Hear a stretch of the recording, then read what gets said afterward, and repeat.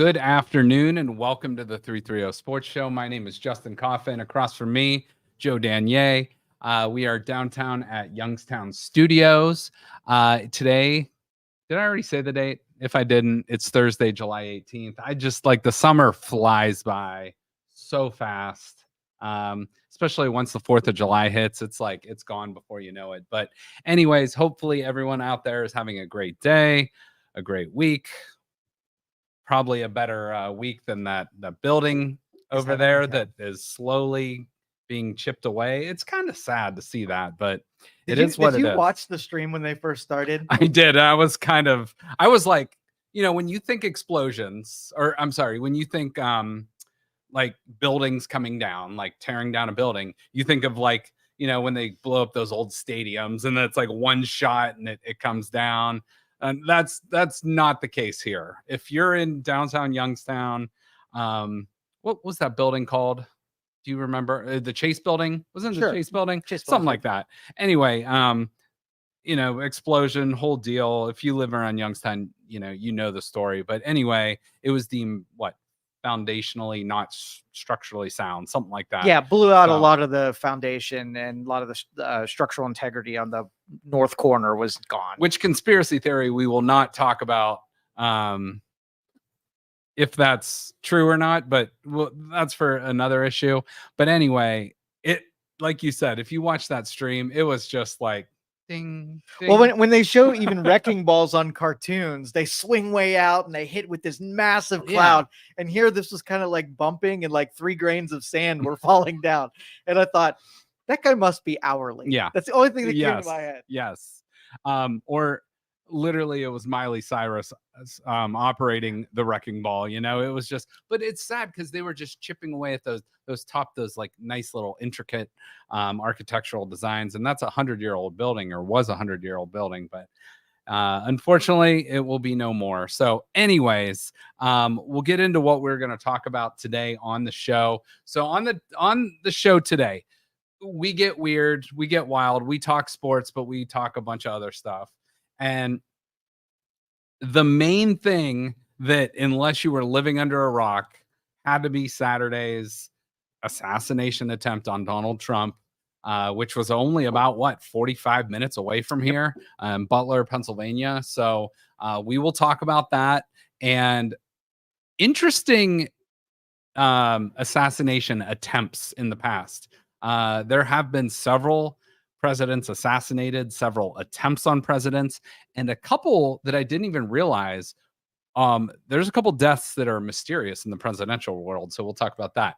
We'll talk about the Cleveland Guardians at the break. We'll talk about Ohio Olympians. The Olympics starts in 8 days from today. And next week, I have something really fun I put a lot of work into. All 32 Olympic different events. We're going to get into the weird stuff, the cool stuff, all that stuff. The British Open, just better known as the Open, has teed off at Royal Troon.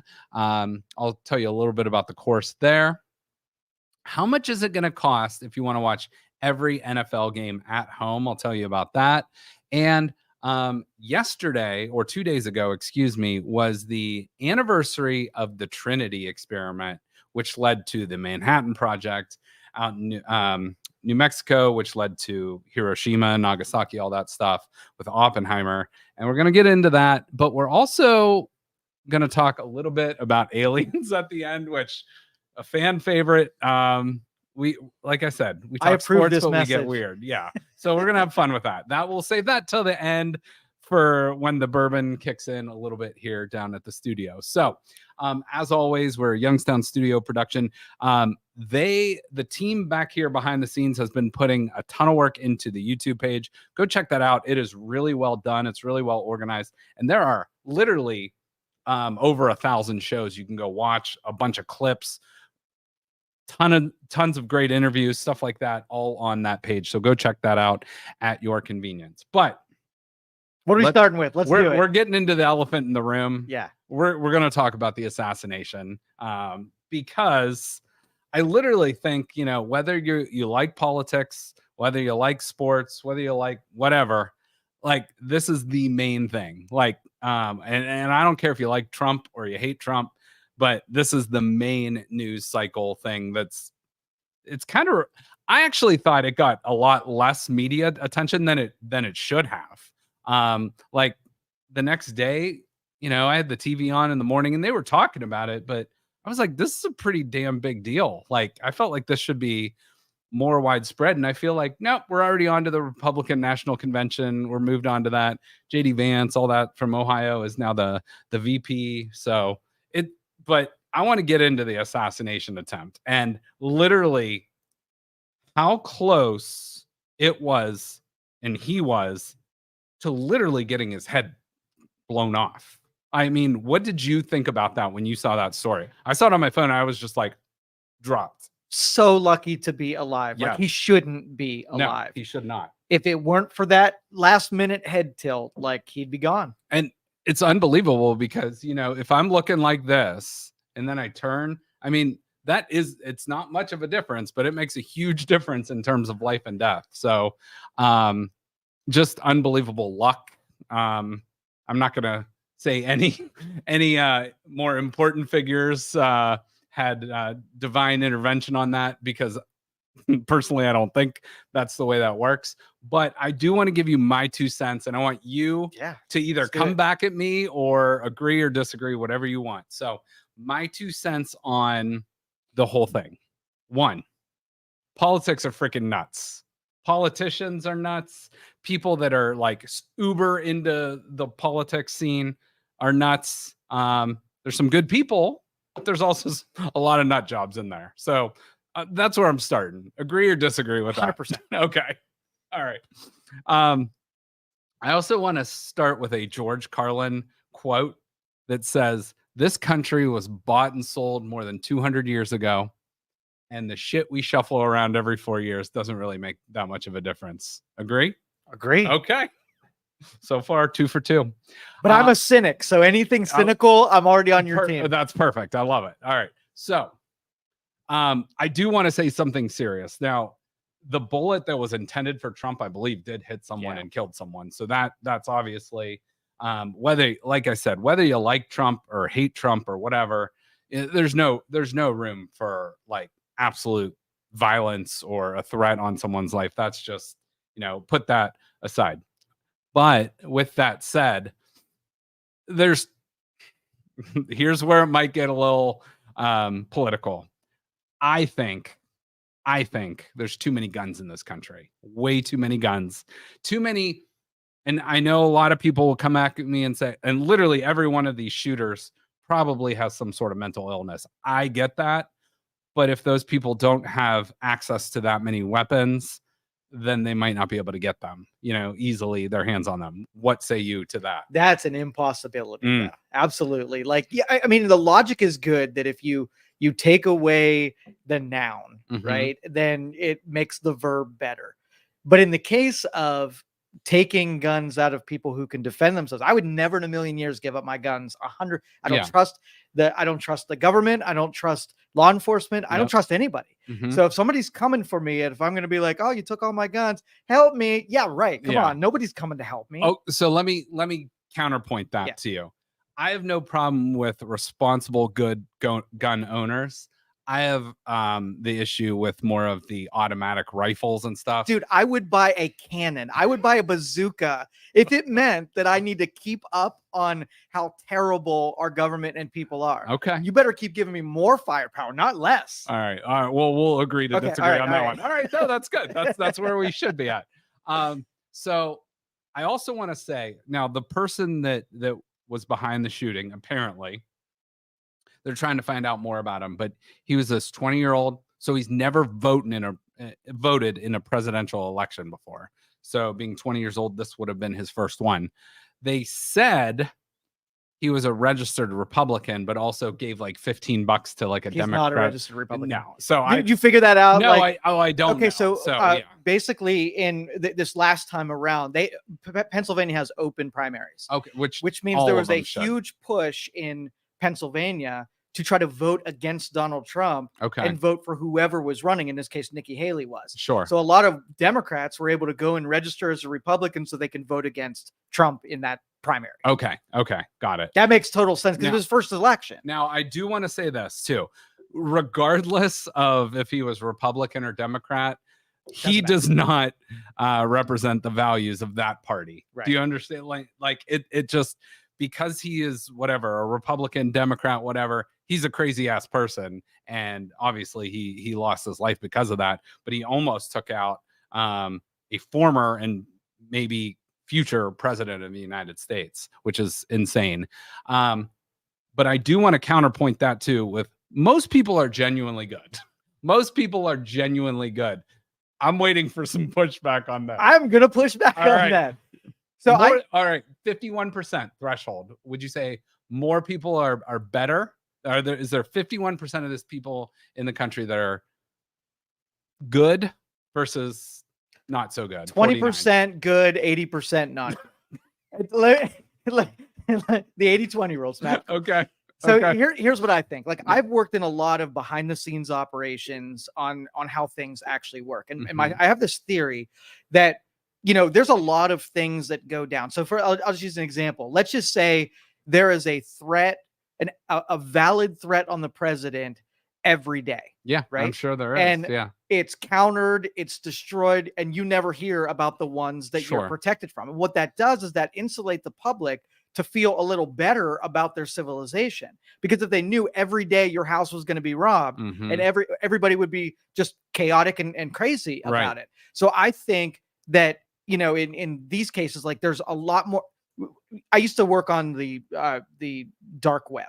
Yeah. Okay. I did a ton of investigation to see, comparing to our marketplace in the United States, what other people in other parts of the world was.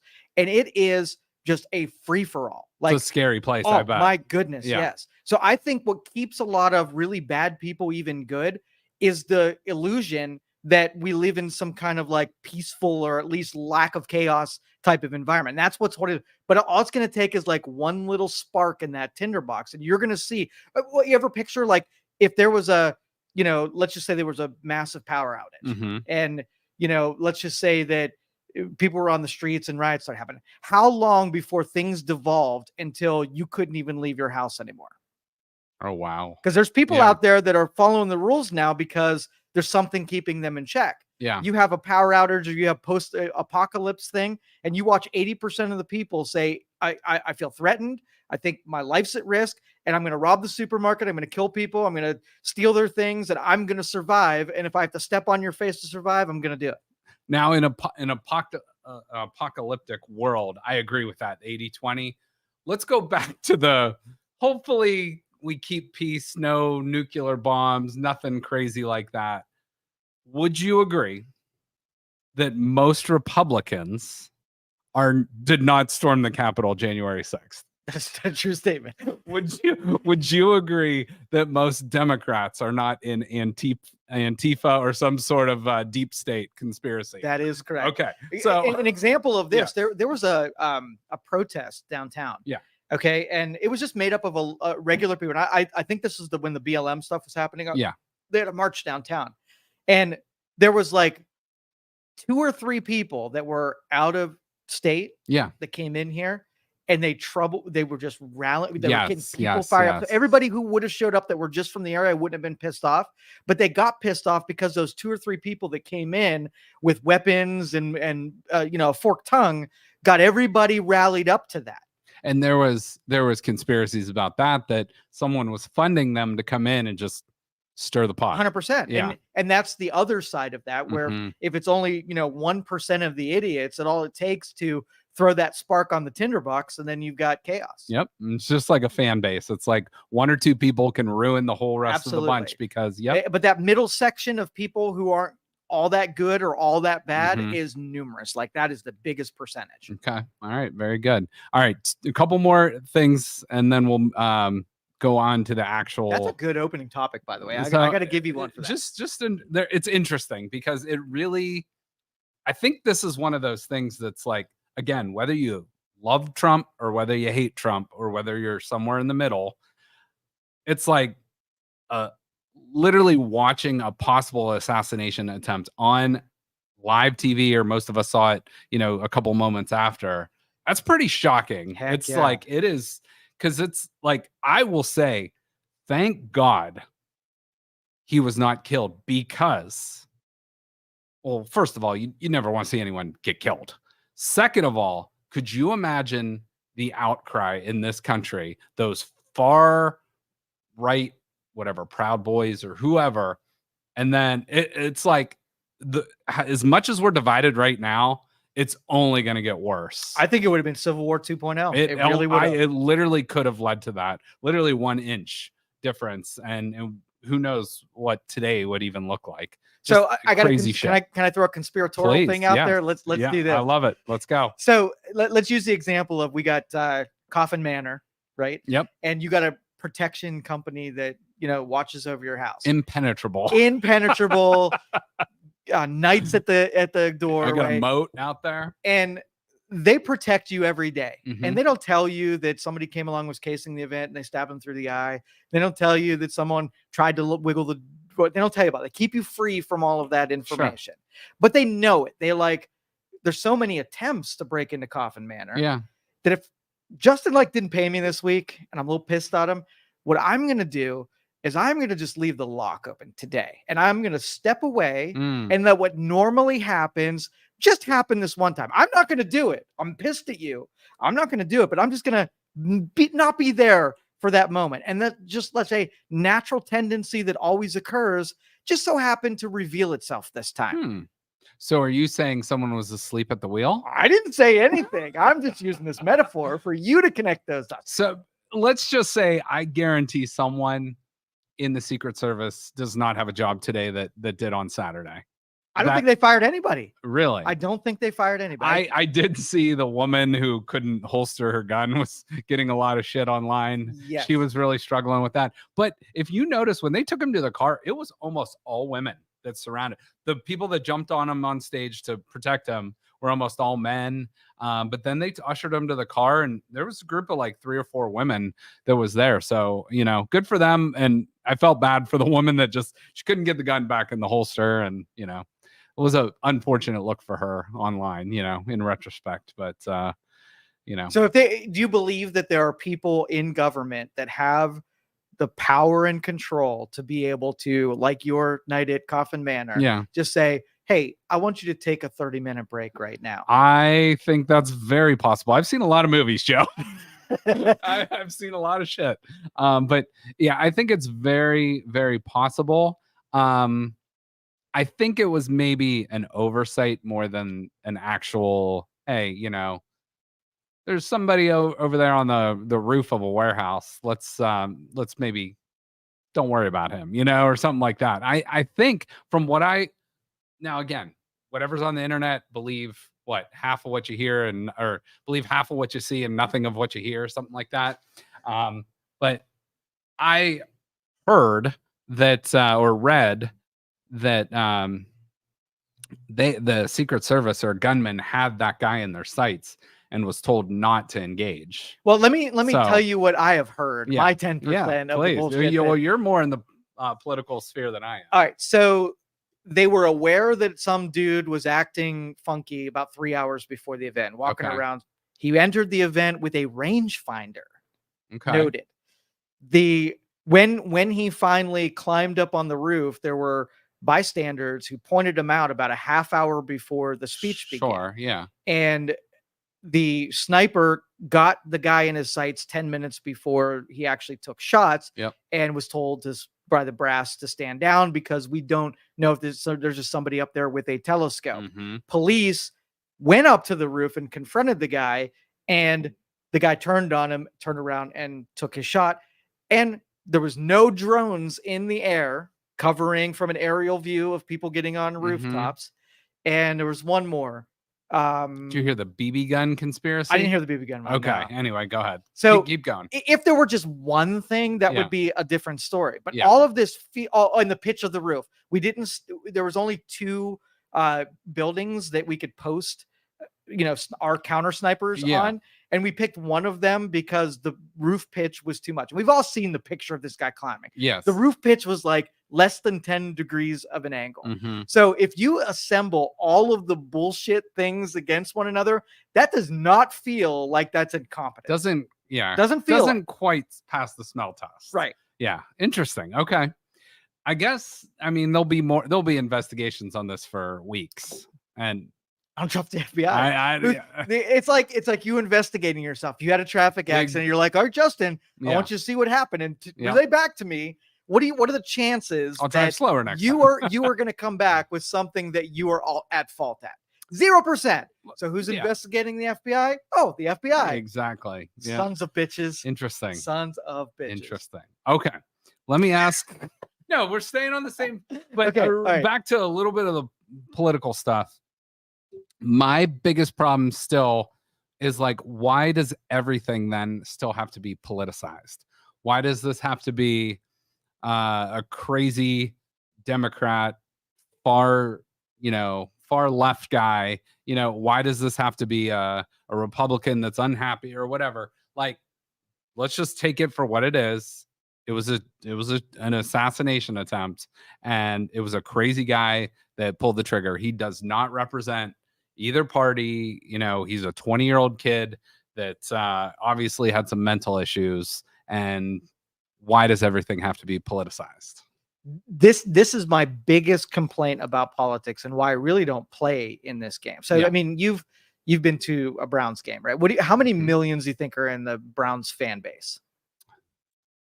Couple million? I would say, 10 to 20 million in that range. Okay, 10 when to you're 15. when you're in the stands and you're watching a game, and there's a penalty against the Browns. Every Browns fan feels obligated that every penalty is a bullshit call. That's right? true. Yeah. And when the other team has a penalty, oh my goodness, the biggest flagrant.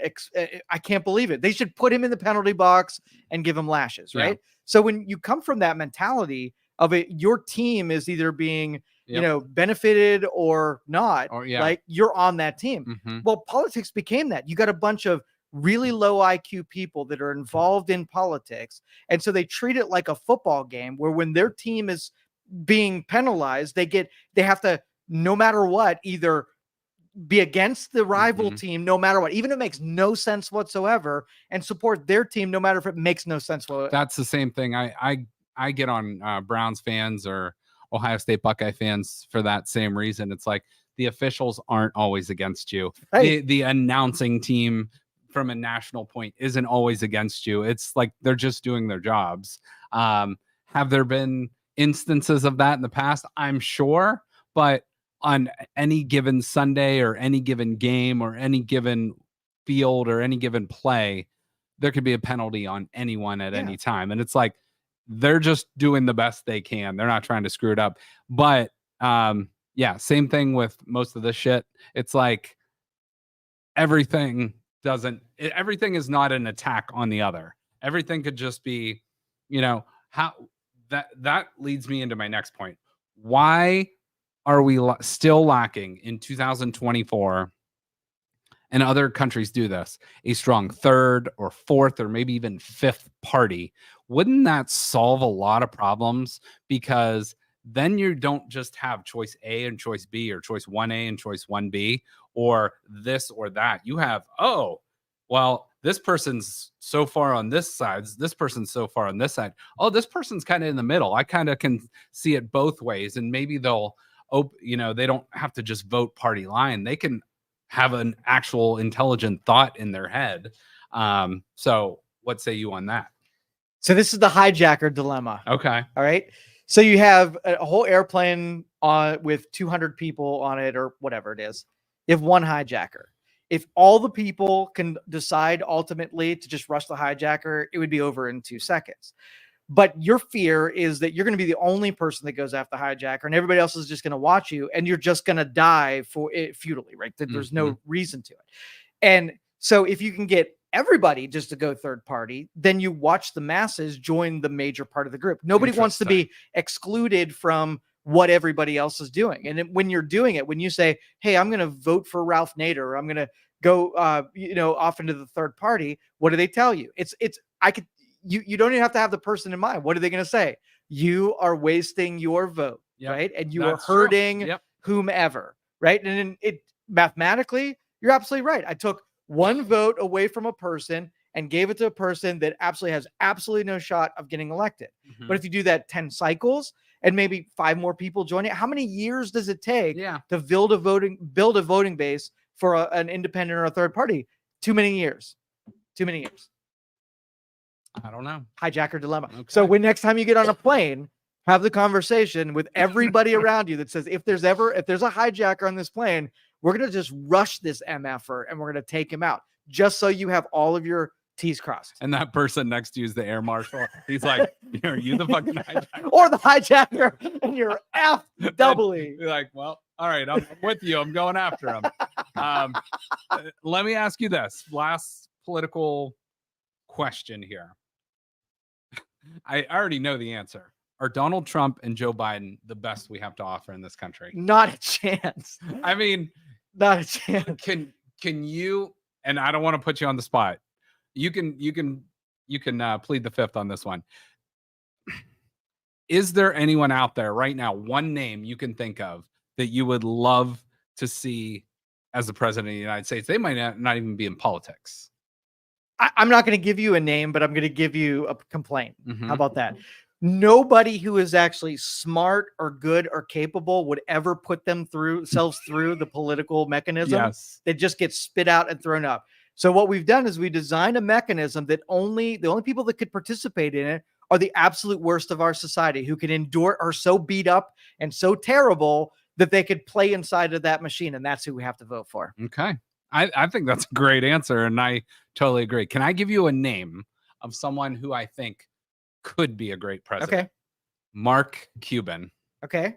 I say this and I have no idea his political affiliation. I don't know if he's a Republican, Democrat. He's definitely a Democrat. You think so? Yes. Okay. All right. Well, I think he has a lot of moderate views, I will say, on certain topics.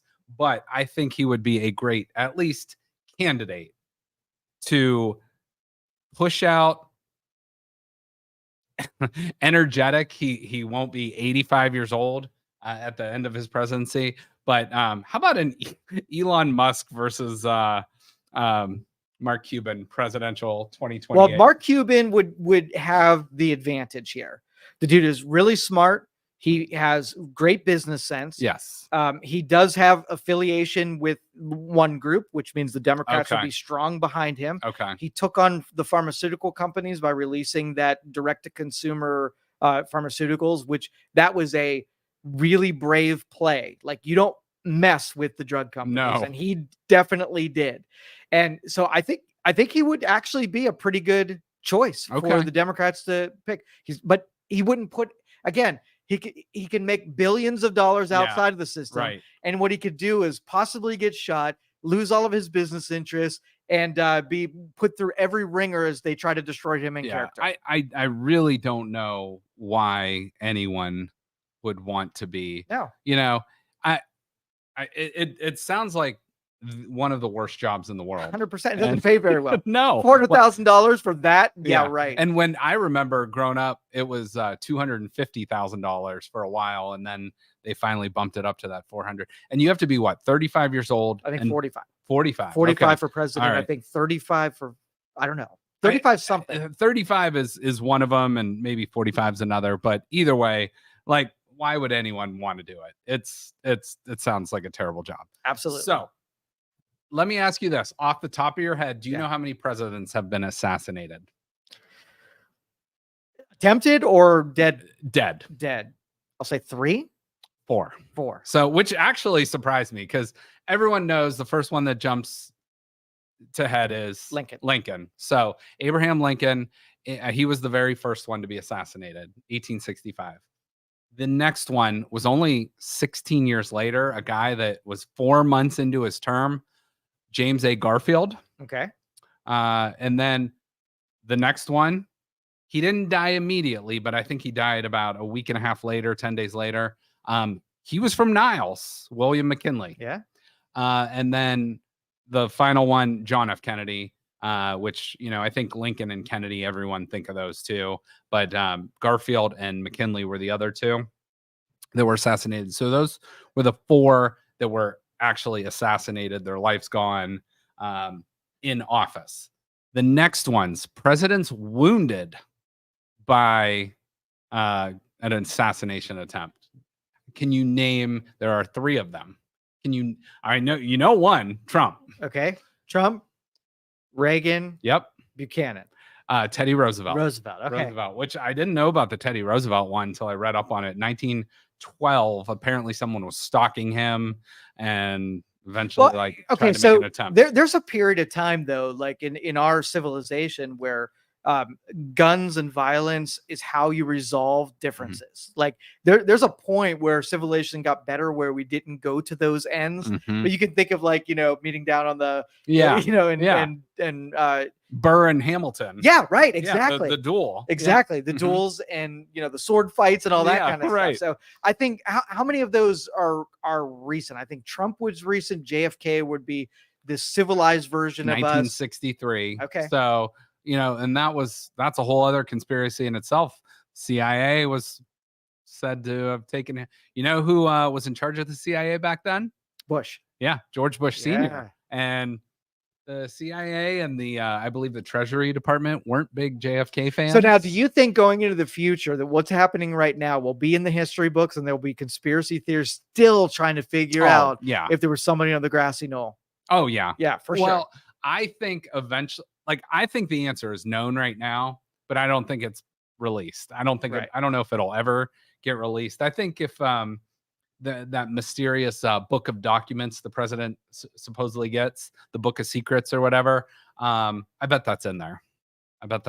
Whether that's a conspiracy or not, I guess we'll never know, because you and I are not running for office. I know that.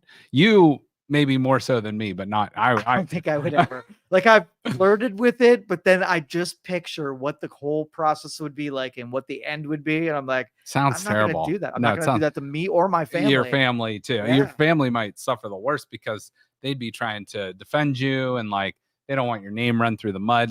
Even if you're the world class, keep your nose clean, no parking tickets, nothing, they will look to find something on you and dig it up, and whether it's true or not, they're gonna put it out there for you. So okay, 2 other things on presidential assassinations. Now, looking at the Wikipedia for presidential history and stuff, there were 2 other presidents, one from Ohio, that had mysterious deaths. So the first one, Zachary Taylor, got sick from eating cherries and milk, and ended up dying later. Sounds a little fishy to me. You ever mix cherries and milk? Maybe you get cyanide. I don't know. Cherries and milk. Who eats cherries and milk? That's his own damn fault. Apparently, Zachary Taylor did back then. So kids don't eat cherries and milk. No. And the other one was the guy from Ohio, Warren G. Harding.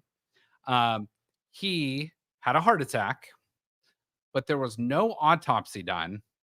And the doctor that looked at, it wasn't an autopsy, but the diagnosis was given as a heart attack, vehemently disagreed with that. I believe he was the first president to ever go to Alaska, and it might have happened up there, and he was brought back or something. I don't know all the details, but his death is very, very mysterious too. So Zachary Taylor and Warren G. Harding with mysterious deaths that you can't call them assassinations, but maybe, poison was a thing back then. And, so I don't know. All right. So what, and this is the world I one day hope for.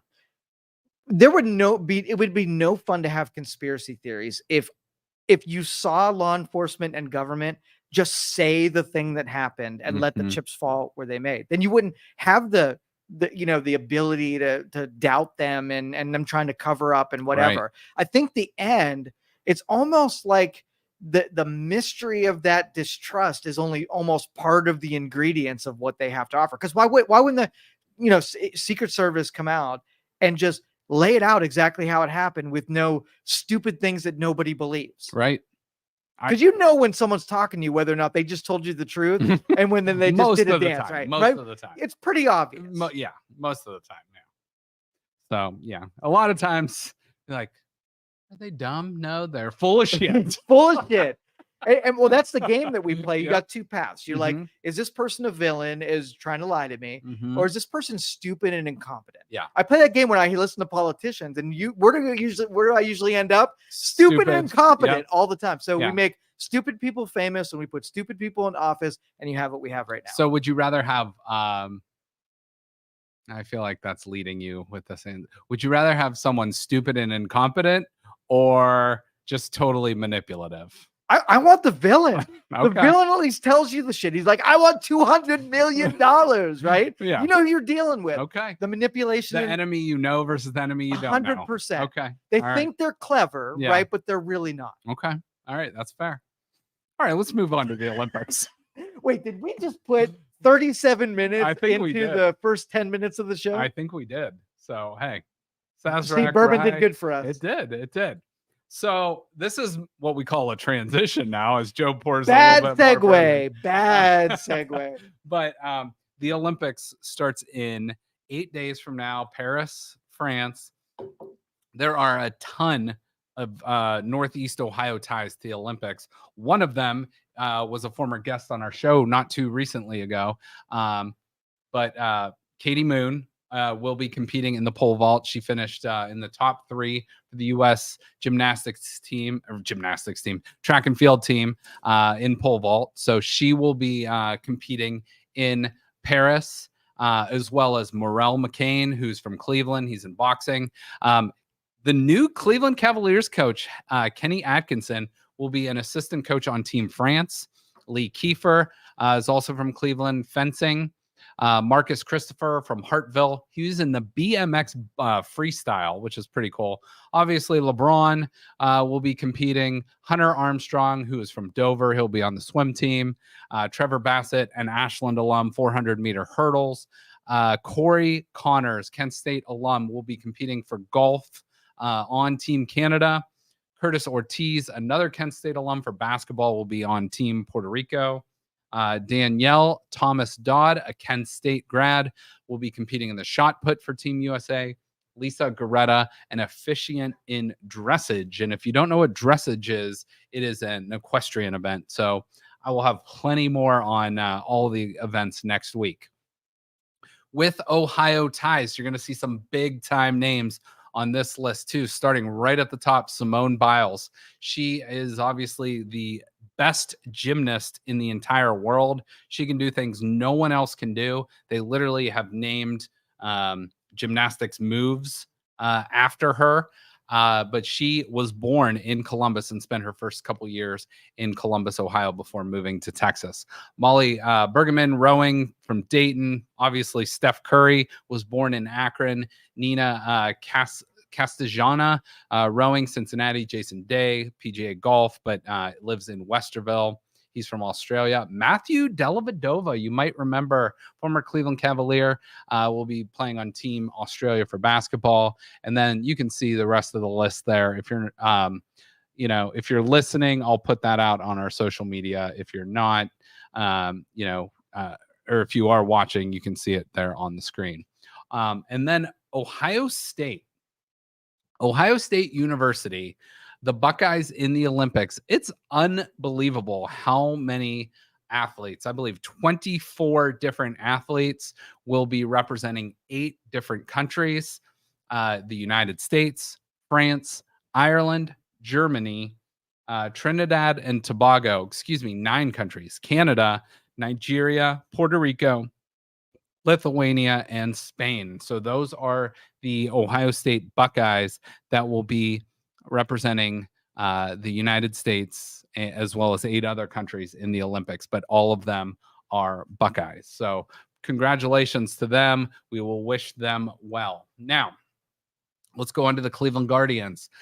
We are at the All-Star break. The American League won the game, the All-Star game, as they have dominated in recent past, 5-3 the other night. But the Cleveland Guardians, as you can see the schedule, they are 58-37, best winning percentage in the American League, tied with the Baltimore Orioles for most wins and the Yankees for most wins in the American League.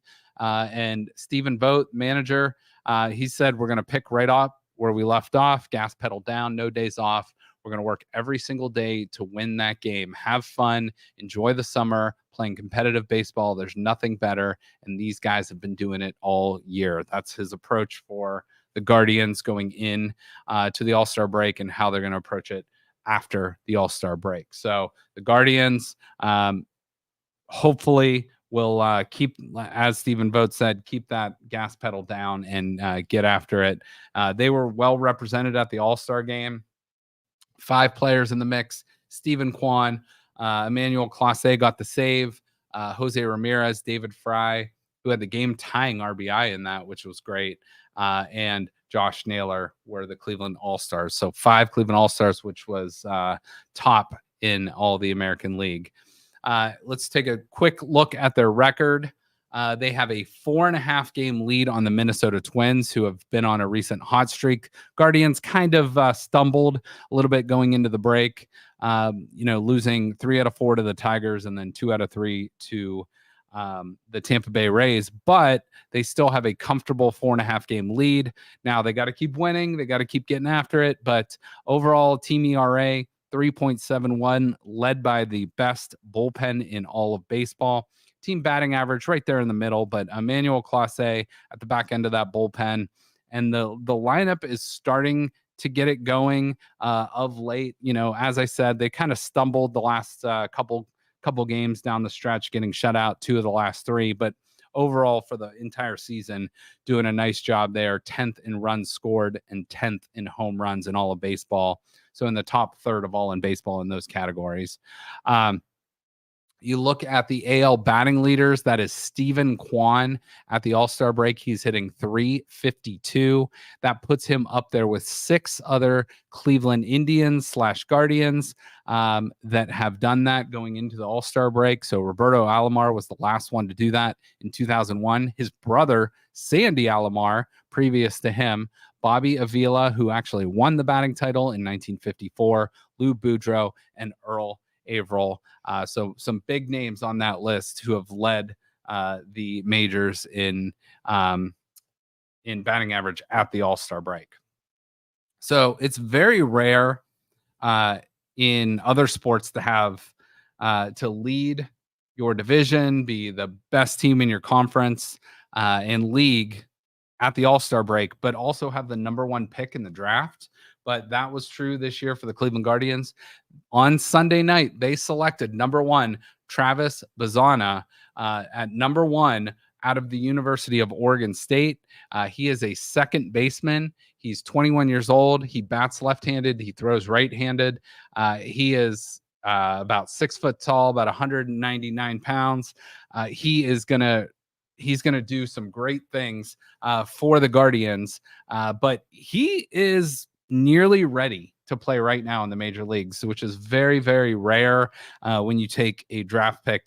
This year we've seen it with Paul Skeens, actually started for the Pittsburgh Pirates in the All-Star game this year, but it's very rare to see someone so ready to go. But you might be seeing Travis Bazzana very, very quickly up to the major leagues. Could play second base. Maybe you move Andres Jimenez over to shortstop, but we'll see what they end up doing. And if he's ready, he might need some time to cook in the oven there down in the minor leagues. But he is from Sydney, Australia, and the first second baseman ever to be drafted with the number 1 overall pick in the major leagues. So congratulations to him, and we hope he does great things in Cleveland. All right. The Open kicked off this morning, and I, as of last check, I saw the leaders were at 3 under. It might have changed since we started broadcasting, but 3 under through the first 18 through the first round was kind of the target score. But this is a links course. It's played at Royal Troon Golf Club, which is the old course. And world-class golfers have won this event. Arnold Palmer, Tom Watson, Weiskopf, they've all won at this event. It's known for a very treacherous course. It has all their courses and holes have names like the Masters do. But the famous hole you're going to be seeing over and over this weekend, if you're watching, is the shortest of all the holes. It's a par 3 eighth. It's called the postage stamp. It is a beautiful hole, but it can get a lot of guys in trouble. But look for possibly someone who hasn't had a major title to possibly win this event. The last 4 people to win at this course in 1989, Mark Calcavecchia. In 1997, Justin Leonard. In 2004, Todd Hamilton. And in 2016, Henrik Stenson were all new winners to the major club playing at Royal Troon. So good luck to all the golfers this weekend. Coming into the event, Scheffler was obviously had the best odds. Rory, Xander Schauffele, Morikawa, DeChambeau, and Ludwig Aberg, or Aberg, if I butchered that pronunciation. He was those were the top 6 in based on the favorites here. So that's a look at some sports stuff. I do want to bring Joe here back in for a minute, and we have talked about this off and on, but recently there was someone on X, and I want to give him credit here too. It was NFL _, I believe it's DOV Kleinman, put this together, and he put together all the expenses it would take if you want to watch every single NFL game from home, the comfort of your couch, whatever, at home. So here's what he figured it would cost. And so if you got to have YouTube TV, $73, Peacock, $6, Prime Video, $15, Netflix, $7, ESPN Plus, which I didn't know you had to have this year, $11, and NFL Plus, $22. So you take $135 a month times the 5 months, you get $670. Does that surprise you? Not at all. I actually think $135 a month isn't outrageous. I don't think that's too bad. It might not be affordable for everybody, but maybe you pick and choose what you want, and if what you don't have, you go over to a buddy's house or you go watch at a bar or something like that, and you have at it. So, well, the long and short is that nobody watches commercials anymore. We fast forward them all. We record things. There's no commercial exposure at all. Yeah. And just like when the music industry, where they had their you go buy CDs model, then you can listen to a lot of free music and no big deal. But now they're not making the revenues that they once did. Yeah. So they got to shift the model and say, I mean, would you rather, as the way that you watch sports, pay per episode or per game? Yeah. Or would you rather, be exposed to commercials? Have you ever watched a movie now that had commercials and thought, I can't believe I did this with every show that I ever watched when I was a kid? Right. No. I'm going to do the math real quick because I can't do it in my head. But $670 divided by, 17 games. So if you want to just watch your team, and hypothetically they were on each of those services, it would cost you about, $40 per game to watch that team, to watch your team if you were just paying per your team. But that's every game. So I think that's pretty fair.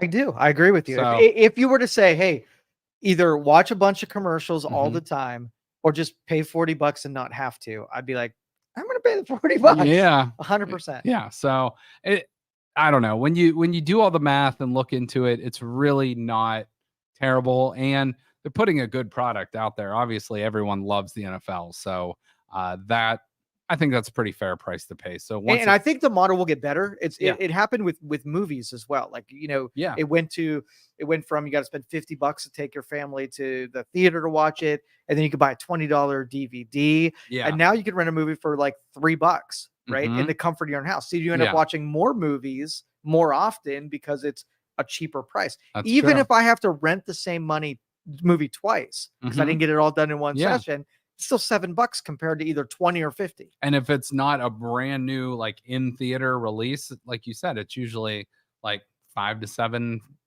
where if it's brand new, you can still watch it at home buy it for like $20. You can have it forever. And you can have, there's no limit on how many people can watch it. So, you know, you have 5 people in your household, it's $4, you know, per person to watch that movie brand new.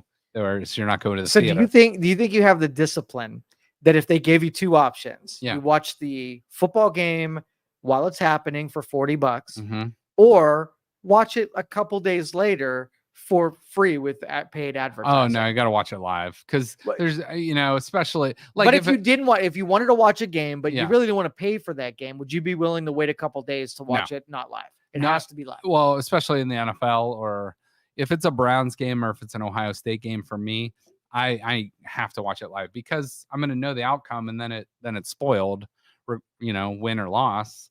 So I don't know.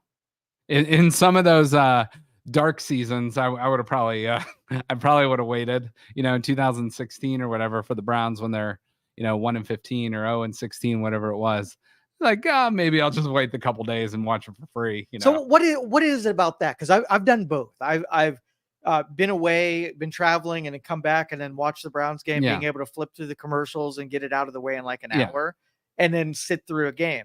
And I will tell you, the preference is sit through a game because it's just, there's some pinnacles there that you can't not reproduce when you're fast forwarding all the time. And also it's part of being a fan too, is like the anxiety, the excitement, you know, it might put you in an early grave with like a heart attack or something. But part of being a fan is you don't know what's going to happen from play to play. But if you know, even if you're watching the next day, like there's all these news outlets, there's all these, you know, social media stuff that people are tweeting or Facebooking or whatever, and you know the outcome, or at least you're given like little tea leaves of what might have happened. So I think it kind of ruins the fan experience, you know. But if you know, maybe it's a game where, let's say, in a great scenario, the Browns are 13-3 going into the last week of the season, and they've already clinched like a home playoff game. It's like, yeah, that game really is meaningless. I don't need to pay my $40 for that. I'll watch it 2 days later. If they win, great. If they lose, just hope for no injuries, stuff like that. And I'm okay in a scenario like that. Like Ohio State, you know, they play, you know, 4 or 5 real big games a year, but there's some 6 or 7 games that are like, you kind of know the outcome before it happens. So like when they're playing Akron in the home opener, you know, all due respect to Akron, we know Ohio State's like a 50-point favorite in that game. I don't need to spend X amount to know what's happening live. I could skip out of that game where when they play Oregon or when they play Michigan or whatever, that's going to be a little bit more thrilling because you don't know the outcome, and you know the teams are a little bit more evenly matched. So, and we are really spoiled now on how much access we get to watching anything we want, anytime we want. As a kid, you know, Indians games were on 43, which barely came in sometimes, and we were competing for primetime because they were always 8 o'clock to whenever, like super late. And so I was always allowed to, if I went to bed early, I could turn on the radio and listen to the Browns or the Indians game. So I listened to them hundreds of games per season. My imagination and who the players were and what I was picturing going in the field was so developed because I couldn't watch what was going on. I knew every game and what happened, and I never saw one frame of any game. Close your eyes and you can picture it. Absolutely. In your head. My favorite player I never saw until I actually went up to the stadium. That's interesting. But that's I think baseball and football and basketball are very different though in terms of watching versus listening to. Like I don't really have interest in listening to a football game. I can listen a little bit to a basketball game here and there, but I'd rather watch football and basketball watch football and basketball and listen to baseball. Baseball's more of they paint the picture for you, whereas the other ones are a little bit more fast paced, and you know, they can describe it, but it might not be what you're picturing in your mind. Versus baseball, they do a great job. Yeah, it's a ground ball between short and third, goes into left field. That is a play at the plate. You can picture the whole damn thing, but you don't even know what side of the field they might be on in football or which way they're going in basketball. So I think that experience is very different. So that's interesting. But I think if you told most people you got to pay $135 a month, but you can watch every single NFL game you want, I think most people would sign up for that. Not everybody, but most. So I think that's pretty fair. And the cost wise, have you ever seen the cost for like a bar or restaurant to be able to show? It's exorbitant. weekly? Yeah, it's crazy. Like $12,000 a month. Yeah, it's insane. And that's why some of those drinks you're paying for are not cheap. So I'm wondering if it would be cheaper to go eat food. Like, think about what it would cost to pay for the game for that week. Mm-hmm. And if you just go to a bar and eat that much in food, you get food and game. Yeah. Yeah. I don't know. Are you someone that would rather watch the game at home or be at the game live? At home. At home? Oh yeah. I agree, especially in the cold weather months in Cleveland. But I don't know. Like, to me, there's like a little bit of a different experience between what's the game. It's, to me, it's not just apples and oranges. I guess that's a pretty like black or white question, but I think everybody should do it. Everybody needs to experience that. Like, Yeah. I was a Cleveland a Browns what's that called? Season ticket holder. Yeah, for like 10 years. So Mhm. I did that. I got that out. And the hassle of being able to do that every stinking week is not awesome. You also were there through some dark times too. Very dark times. And I still showed up. Yes, you still did. showed up. That is a diehard fan right there. No doubt. All right. We're going to do one more transition. A good one? A good one. Segue? A good, well, the segue will not be so good. Okay. Because we're going from now watching TV to NFL games to an event that most people never saw because it happened July 16th, 1945 outside of Los Alamos, New Mexico. There was a nuclear test there, and it was called the Trinity Project. So you might have heard of this guy, Robert Oppenheimer, and he was kind of the brains behind this, and that led to the Manhattan Project. Now, the reason I'm bringing that up is we just had the anniversary of that not too long ago, 2 days ago, and next year will be the 80th anniversary of that, which is insane to think about. But here's why I bring that up. In that very same state, not too long after that, is where the first UFO sightings started to come in vogue, I guess would be the word. So is there a coincidence between setting off nuclear weapons and, I don't want to say aliens, but UFO sightings in this country? Because yes, there were some before this. There was the book War of the Worlds, and there was, I think going even back to the Bible, there's like some things that were saying like we saw chariots in the sky flying and all this stuff. And it's like, well, was that the case? Or maybe were you high on, acacia wood or whatever it was? But is there a coincidence, in your opinion, between nuclear testing and UFOs? No coincidence. None. Nope. You don't think so? You ever have sea monkeys when you're little? I had like an ant farm. Similar. Like sea monkeys, you put the eggs in and you have your own little, little shrimp that are running around there. Okay. And do your thing, right? Okay. So we are sea monkeys. Aliens populated the earth with a bunch of sea monkeys. And now they are like, holy shit, my sea monkeys are doing crazy shit. So now they're coming down and they're trying to tamp out the destruction. They know we're going to kill ourselves. Yeah. And they're trying to put an end. Because we're just like apes basically that are running around. But we're getting smarter though.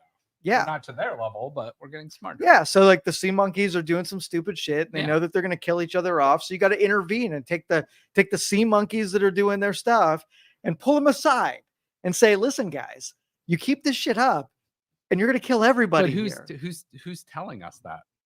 The aliens. They didn't tell me that. Right. They didn't pick you. Are they just telling the still important people? Yeah. Yes. Okay. You're the sea monkeys that are spinning around in a circle doing. Who's the important people? Who's the important apes? Who? So there. All right. So let's have this a conversation. I don't know. You would assume that it would be I've heard they. I've heard Dwight Eisenhower was the president that was supposedly. I don't think they would talk to the president. You don't think so? I don't think they would talk to the president.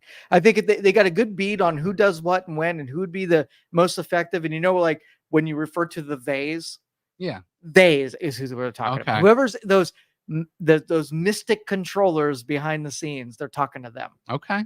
Whoever that is, what is that? Schwab guy and Soros and whoever's pulling the strings and has the money and can make the shot calling. That's that. And honestly, those people assume those positions because of the aliens. The aliens put them in those positions. So they're definitely not talking to Trump or Biden. No. Would you? Would you like? No. Not only if I'm sitting in seat 1B, like we were talking about last week. Okay. No. And they're helping protect their special sea monkeys. Okay. So by your case, I believe that's called like the zoo effect or something like that. So are we the zoo animals is what you're saying? 100%. And they're just observing us. Yeah. We're little little social experiments. So that's all we are. That's it. An experiment, going around the sun. So you don't piss off the aliens because they'd be like, this ant farm is eating all my shit and they're escaping all the time and they're causing all this havoc. Just put them in the toilet and drown them. So as lab rats are to us, we are expendable to a degree. That's why they put us through so much shit, because they're just seeing what would happen. They're just throw that chaos in there. Like, let's see what the ants do when I throw a little bit of cyanide in there, or throw a little bit of Tylenol capsules or sugar water. They're just messing with us. Okay. So yes, if we start discovering nuclear bombs on our own, maybe that wasn't given us too much. The only reason I will push back a little bit too on that, and I'm not saying aliens, but I'm saying there's this vast technology that really has come about. Like, there was not much technology, in a couple hundred years, excuse me, up until like the last 200 years, basically. There's been more and more technology, but there was a technology explosion, starting in the 50s and 60s. That's when a lot of these things started to show themselves, or whatever. Hypothetically, I don't want to sound like a loon here. I've never not like me. No, well, so okay. Let's just say that the aliens were like, these humans are boring. They're not doing anything. Yeah.